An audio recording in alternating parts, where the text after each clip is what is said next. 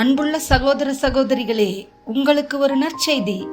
நாம் வரவிருக்கும் 2025 ஆண்டு ஜனவரி 1 365 நாட்களுக்கும் 365 தலைப்புகளின் கீழ் வேத வசனங்களை வாசித்து பகிர இருக்கிறோம். நீங்கள் இதை அனுதினமும் கேட்டு தியானித்து ஆசீர்வாதத்தை பெற்றுக்கொள்ளுமாறு கேட்டுக்கொள்கிறோம். அது மட்டுமல்ல, இதை சப்ஸ்கிரைப் செய்து உங்கள் நண்பர்களிடமும் பகிர்ந்து கொள்ளுமாறு அன்புடன் கேட்டுக்கொள்கிறோம். நன்றி.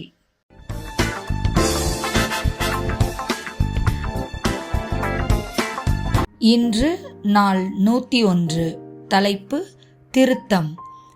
எபேசியர் 4:11-13 வரை, 15-16 வரை மற்றும் 29.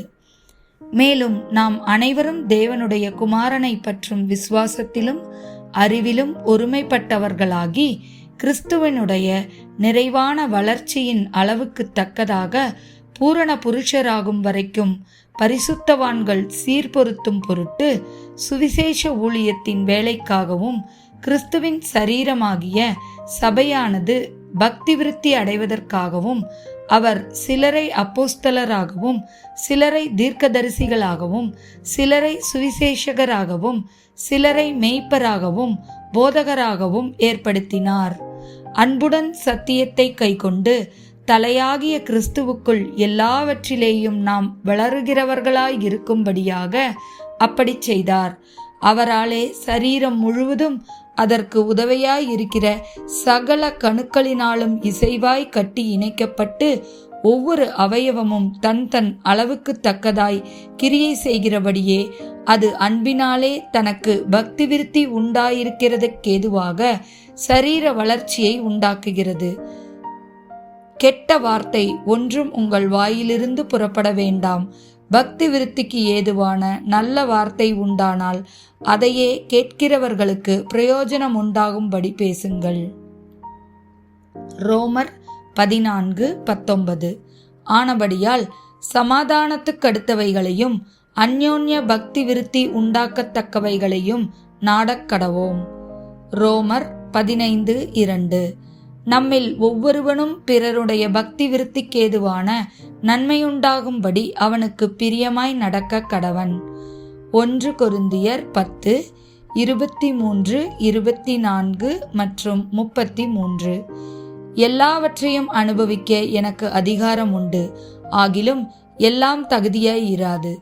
எல்லாவற்றையும் அனுபவிக்க எனக்கு அதிகாரம் உண்டு, ஆகிலும் எல்லாம் பக்தி விருத்தியை உண்டாக்காது.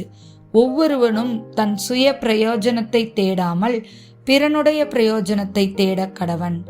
நீங்களும் யூதருக்கும் கிரேக்கருக்கும் தேவனுடைய சபைக்கும் இடரலற்றவர்களாய் இருங்கள்.